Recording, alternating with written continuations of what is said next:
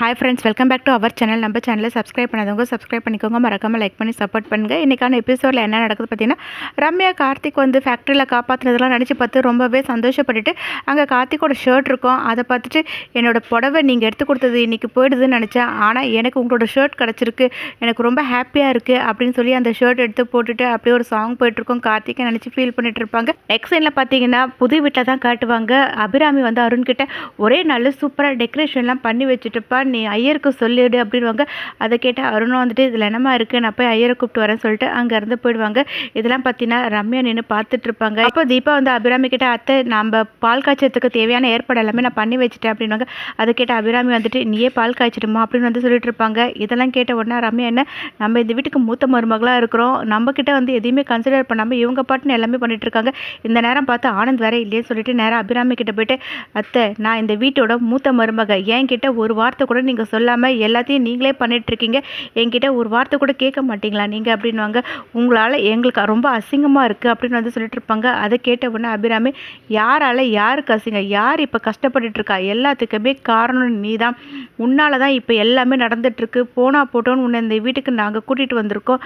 அது மட்டும் இல்லாமல் கார்த்திக் இந்த வீட்டுக்கு முதலாளியாக இருக்க வேண்டியவன், அவன் இப்போ தொழிலாளியாக கஷ்டப்பட்டுட்ருக்கான். இந்த வீட்டுக்கு வாழ வந்த மீனாட்சி அவள் வாழ்க்கை படித்து அவள் வாழ்க்கைக்கு என்ன பண்ணுறதுன்னு தெரியாமல் நான் பார்த்துட்ருக்கேன், இது எல்லாத்தையுமே பொறுத்துட்டு உன்னை கூட்டிகிட்டு வந்தால் நீ இஷ்டத்துக்கு பேசிகிட்டு இருக்கியா அப்படின்ற மாதிரி அவங்க சொல்லிட்டு இருப்பாங்க.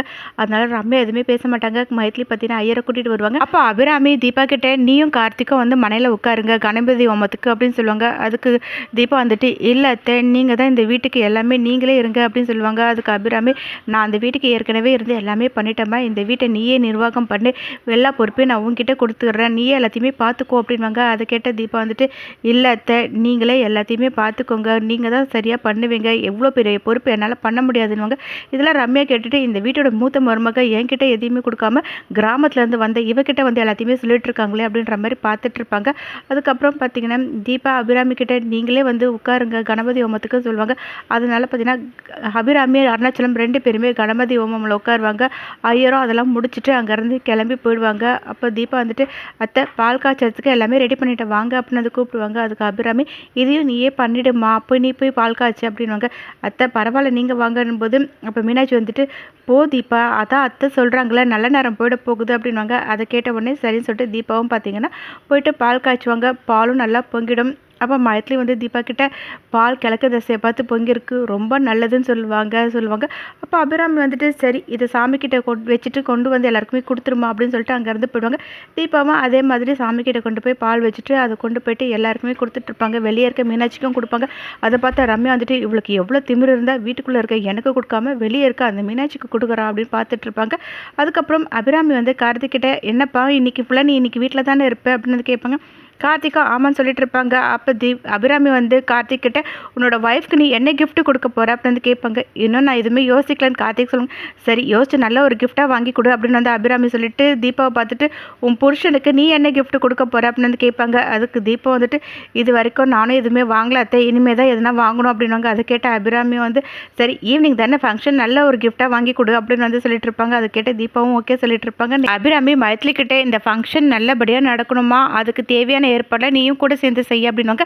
மைத்லியும் ஓகே சொல்லுவாங்க. கார்த்திக் ஃபோன் வருது, நாங்கள் இருந்து போயிடுவாங்க. அபிராமி தீபா கிட்ட நீ ஒரு நல்ல பாட்டாக பாடுமா, புது வீட்டுக்கு வந்திருக்கோம்ல அப்படின்வாங்க. அதை கேட்ட தீபாவும் பார்த்தீங்கன்னா சரிங்க அத்தன்னு சொல்லிட்டு முருகரோட பாட்டை பாடிட்டு இருப்பாங்க. அதை கேட்டு பார்த்தீங்கன்னா எல்லாருமே சந்தோஷப்படுவாங்க. தெரியா மட்டும் அப்படியே முறைச்சி பார்த்துட்டு இருப்பாங்க. எங்கள் தீபாவும் பார்த்தீங்கன்னா இந்த பாட்டை சூப்பராக பாடி முடிச்சிருவாங்க. எல்லாருமே பாட்டு ரொம்ப சூப்பராக இருந்தது, கிளாப் பண்ணிட்டு உன்னோட பாட்டால் வீடு தெய்வீகமாக மாறிடுச்சு அப்படின்வாங்க. அப்போ அருணாச்சலம் தீபா கிட்ட உன்னோட வாய்ஸ் வர வர ரொம்ப அற்புதமாக இருக்குது, நீ இன்னும் நிறைய உயரத்தை தொடணும், உனக்கு வாழ்த்துக்கள் மா அப்படின்வாங்க. அதை கேட்ட தீபா ரொம்பவே சந்தோஷப்பட்டுட்டு ரொம்ப தேங்க்ஸ் மாமா அப்படின்னு வந்து சொல்லிட்டு இருப்பாங்க. இப்படி இந்த எபிசோட் இருந்தாக்கும் நெக்ஸ்ட் எபிசோடில் என்ன நடக்குதுன்னு நம்ம சேனல் லைக் பண்ணுங்க, ஷேர் பண்ணுங்கள், மறக்காமல் சப்ஸ்கிரைப் பண்ணிக்கோங்க. தேங்க்யூ.